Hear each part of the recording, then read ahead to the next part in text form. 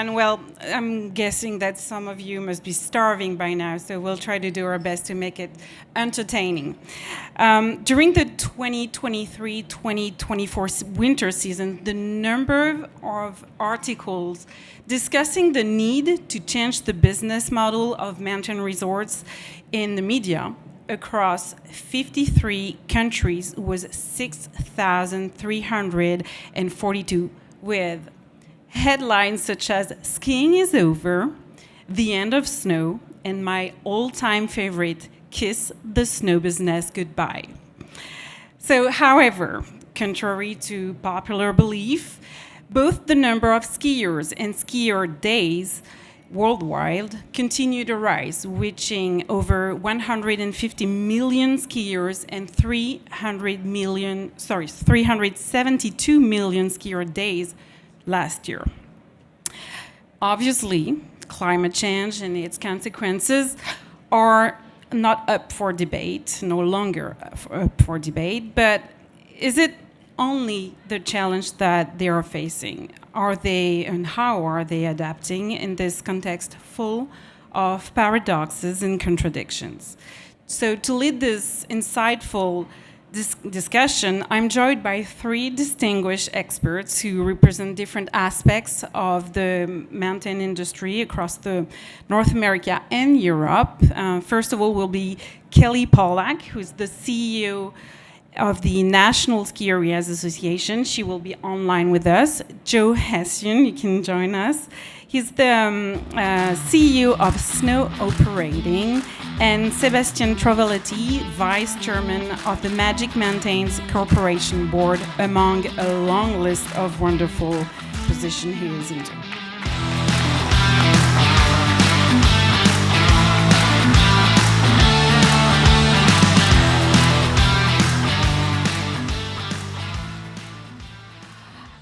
I don't see Kelly. I hope you will guys be able to see her. Kelly, if you hear us, thank you so very much, first of all, for being with us in the middle of the night for you. My very first question, is she there or not? Because it's kind of bugging. Yes, okay, cool. So, Kelly, what are the biggest challenges currently facing the mountain resort industry in North America? Good morning from Vermont. Good afternoon to all of you.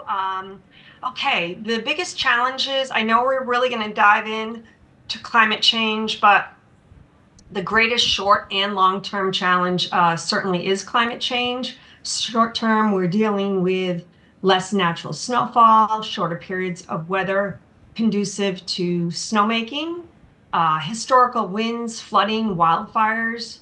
Ski areas have quantifiable costs related to climate change, the money spent to prepare, repair. It's even impacting in expenses like our property insurance. Another challenge is the lack of strong climate policy, which Nikos mentioned. We need climate policy to design to lower emissions. So ski industry advocacy is very important. A few other challenges that we're seeing in the US not related to climate change is youth engagement. What is the next generation of skiers and riders? Our younger generations in the US are not participating in snow sports at the same rate as their parents and their grandparents did. So there's uncertainty as to whether younger generations will replace those that age out.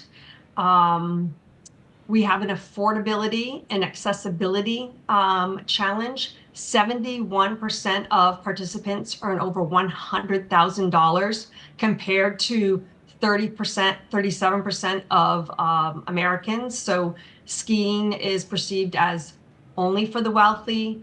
Only 3% of Americans ski, very different from Europe. So accessibility is a challenge. And then if you talk to our ski area operators, especially those from the mountain operations side, I'm sure Joe can speak to this, there's a lot of concern about the cost of lifts. And you wouldn't know this is a challenge if you were to look at the numbers. In the US, we have 2,000 aerial lifts, and we have installed 350 new lifts in just the last 10 years. That's about a fifth of our fleet. So it looks like there's historical investments, and that is true. But the smaller size ski areas, when they see a lift costing millions of dollars, they're trying to figure that out. How can I afford that? So that's a few of our challenges here that we're facing in the US. Sebastien, how about Europe?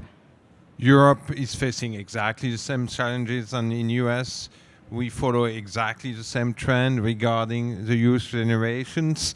And what we need to take in consideration, any investment for a lift, it's a 40 years investment. Then we need to think about what will happen in the next 40 years and how we will be able to get a really good ROI on our investment. Then we have a focus right now on the full year operations and not only winter operation. And I think the biggest challenge that we will talk today is how we can change things and what is the next development on our site. Well, thanks for the segue, because obviously, Joe, when there is a challenge, there is at least one opportunity. So what are for you, or according to you, the opportunities you see in the future for this industry? Yeah, well, thanks for having me. And let me tell you, a very exciting time for the ski industry at the moment. When you think about, we're a mature business. We've been around now for a while. Consolidation has happened. You've seen that around the world. Vail Resorts, Alterra, now getting all over the world and now into Europe. And I think when that happens, the opportunities we have, much like I'm from the New York area, we had consolidation of major hotels all around New York, and everyone said it was the death of the boutique hotel. It was the death of, there's not going to be an independent hotel. Well, that's not true. What happened was the big brands came, they consolidated, and it actually rose a new category of boutique hotel. And I think so for our industry, with consolidation, with everything going on, climate change, massive opportunity. It's a time for us to look at our business and stop maybe looking as individual resorts from the outside and look more inner to get deeper into how do you make your business more efficient? How do you get better at snowmaking? How do you get better at grooming the snow better? And how do you look at yourself as a boutique and not competing against these monsters out there? Mm-hmm. Sebastien, how climate change is impacting mountain resort in Europe? And most importantly, what measures are being taken? First of all, what we see with the climate change, we clearly see that the snow level is getting higher and higher every year. And the other thing that we see is that we have more snow on higher altitude. In the Alps today, above 2,000 meters, we get 30% more snowfall that we used to have 20 years ago. It means that the snow level at higher altitude is even better than what we used to have in the past. But on the other side, the lower altitude ski resorts are struggling with more water and more rain than they used to have in the past. It means at the end, some ski resorts are getting more grassed, and that's also another problem. And what we do today, I think it's really important. We need to keep the ski industry up at any level, at any altitude.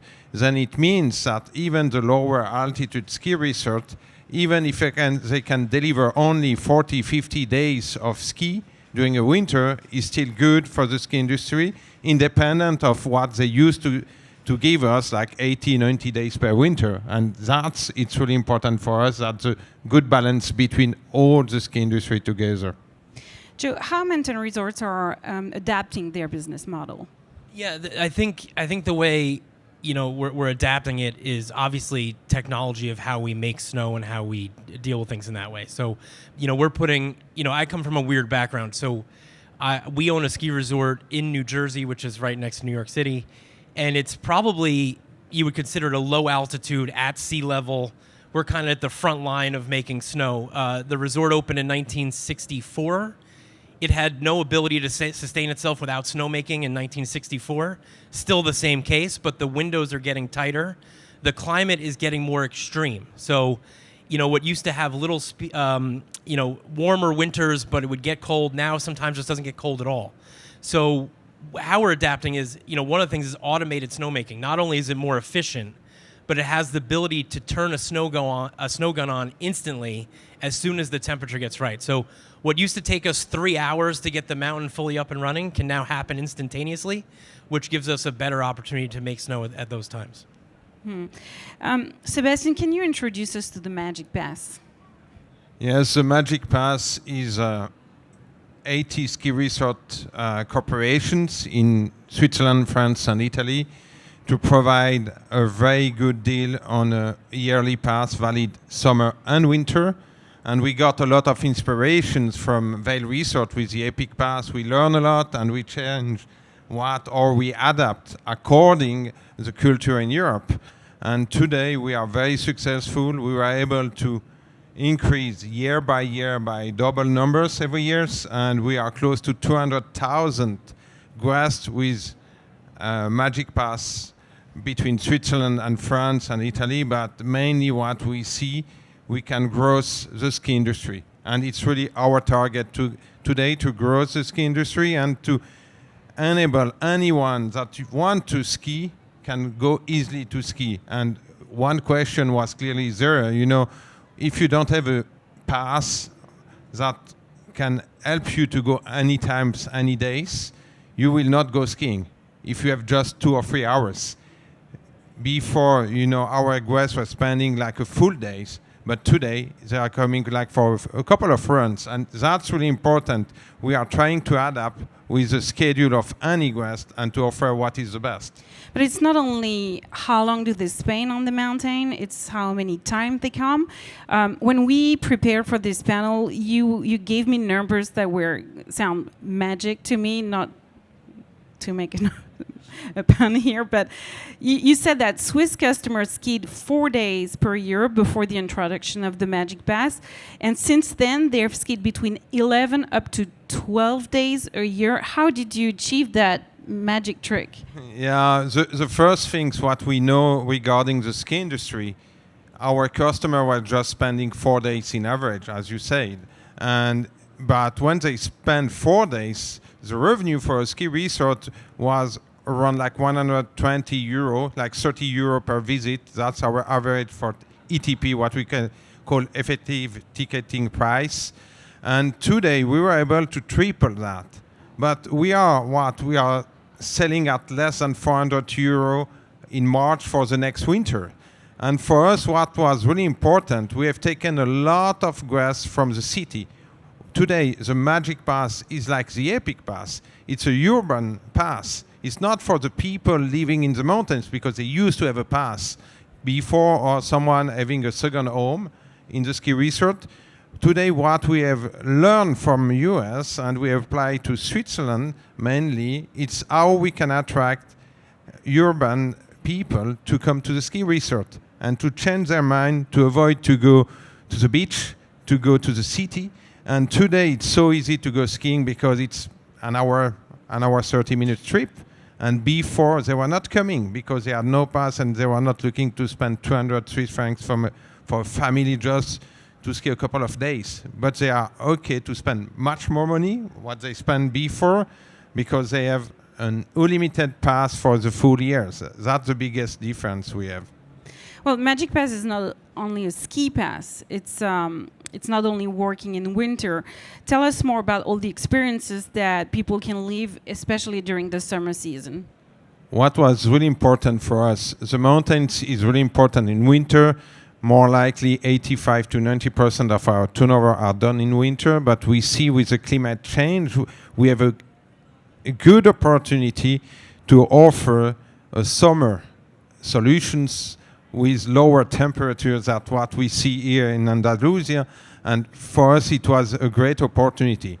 And what we have decided from the beginning of the Magic Pass, it's a full year pass and not only a winter pass. And we are pushing operations almost 10 months per year in a ski resort. Before it was likely 6 months. And this increase was able to move a lot of ski resorts in lower altitude to change completely their mind. And today some ski resorts in like 1,000 meters are doing 80% of their business in summer and 20% in winter. Winter is just an add-on. It's nice to have. If they don't have snow, they don't care, because the only things today, all the infrastructures are developed for summer. And what we see in any destination in Switzerland right now, when you want to do investment, you are doing investment for full year, not only winter. You are not taking decision to build a new lift saying, okay, let's do it. No. What we need for a summer operation, what are the different requirements, and then it changes a lot of things and our mind on investment too. Joe, what role do you see technology playing in the future of the mountain industry? Well, I say buckle up when you talk about technology. I think people look at it from innovation of snowmaking, stuff like that. My prediction, it's a bold prediction, the biggest disruption of the ski industry is going to happen in the next 5 to 10 years, maybe before that. You've seen it in other industries where consolidation has now consolidated resorts as into these big groups. No offense to Epic Pass and Icon Pass, they only exist because the technology is bad. It's crap technology, and what they're using is they have a card, a plastic card, that gives you access to all these places. And the card is allowing the product to change the consumer behavior when the consumer behavior should change the product. And the reason and the way that's eventually going to happen is technology. So behind the scenes at all these big companies, it's a race to figure out the technology that instead of sells passes, sells users. And you've seen this everywhere. The largest restaurant in the United States is a piece of code called DoorDash or Uber Eats. The largest ski resort, in my opinion, in the future is not going to necessarily own a ski resort. I think it's going to be a piece of code with a user base that's going to bring those people and engage them and be able to get them the products they want when they need it. So we could talk a lot about technology. We need technology. I think technology, the big disruptable moment in the ski industry is about to happen, and it's going to be driven by technology. Wow. Kelly, what trends are you seeing in customer preferences and behavior at mountain resorts? Well, since the pandemic, one of the most obvious is the surge in outdoor recreation. During the pandemic, Americans were hungry for outdoor rec opportunities, and skiing was one of the industries that was able to stay open, and that surge has slowed a bit, but it's still a very positive impact on our visitation in the U.S. We're seeing a surge in revivals. People who have taken a year or two off, they're returning. Last year, that represented about 30% of our visits. Our skiers and riders are buying more seasons passes and frequency products. 51% of all visits last year showed up on one of these pass type products. 10 years ago, that was 38%. So it's been a real shift. And to put it a different way, the average U.S. ski area sells about 22,500 seasons pass units. 10 years ago, that was about 8,800. So it's a big jump. And it's not just in those, Epic and Icon passes. It's happening all across the country, all different regions, and all different sized ski areas, speaking to Joe's boutique analogy. So this moves people from that casual to member status with all of the perks, including affordability. And many of the passes are multi-resort, and we're seeing guests becoming more mobile. They're willing to ski around, venture out. They're not just sticking to their home mountain anymore. And I think another one, I love that Joe was talking about technology. I, for one, think that one of the biggest changes is going to be AI, both in a positive and possibly some threats in the future for the ski industry, all travel industry. But social media. Our customers are so influenced by what they see. Some of it good, and some of it, quite honestly, it's perception, but it becomes reality within minutes. So those are some of the customer preferences that we're recording at National Ski Areas Association. Well, Sebastien, Travelletti, how are mountain resorts diversifying their offering to attract visitors year-round?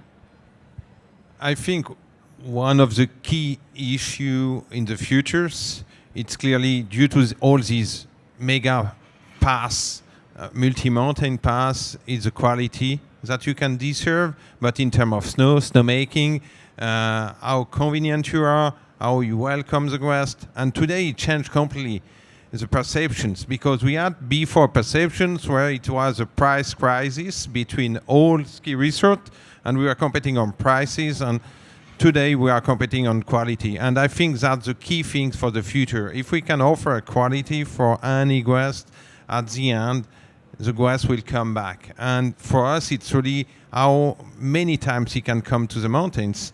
And the other things in terms of diversifying the offers, it's clearly today the ski takes like 2, 3, 4 hours, and you will have a lunch, you will have other activities. You cannot put people only on ski. You need to find other activities close to the ski resort to enable visitors to come back more and more often. And I think it's a key thing. Then you see ski resort with thermal baths or activities, water parks, and you see that a lot in US. And I think it's really key things to attract more like an amusement park, and ski is part of it, and not only or ski only. And I think that's where you see a lot of development. Kelly Pawlak, in very few seconds, how are mountain resorts addressing sustainability and environmental concerns? Well, 77% of U.S. ski areas have told us that they have either a 100% clean or 100% renewable electric goal. The multi-resort companies that we've mentioned today, Vail, Altera, Powder, and Boyne, they've joined together and they have a net zero carbon emission goal of 2030.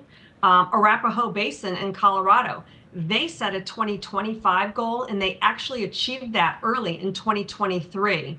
So there are lots and lots of examples out there, but it's everything from like Vail Resorts, who's reduced their landfill waste by 36%, or a company like Boyne Resorts, they're going to renewable diesel. That's the vegetable oil for their vehicles and equipment.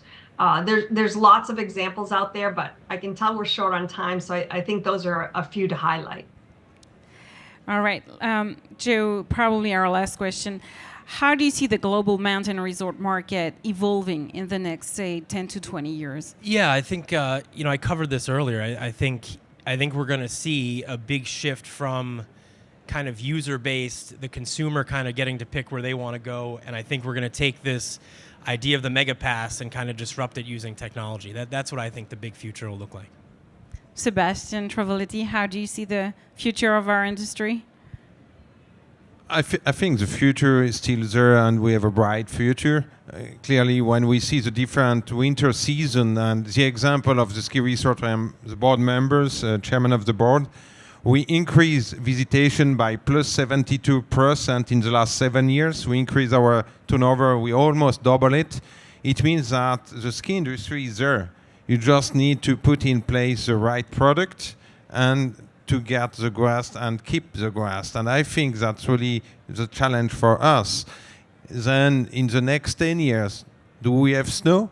I don't know. And we will need to be safe on that. But when we check our investment plan, we are thinking that we will still skiing in 2050. But how long the season will be, I don't have any answer on that, but we keep it clearly on our side that we think we have a good future for us. Well, Kelly Pawlak, Joe Hession, Sebastien Travelletti, thank you so very much for sharing all your inputs today.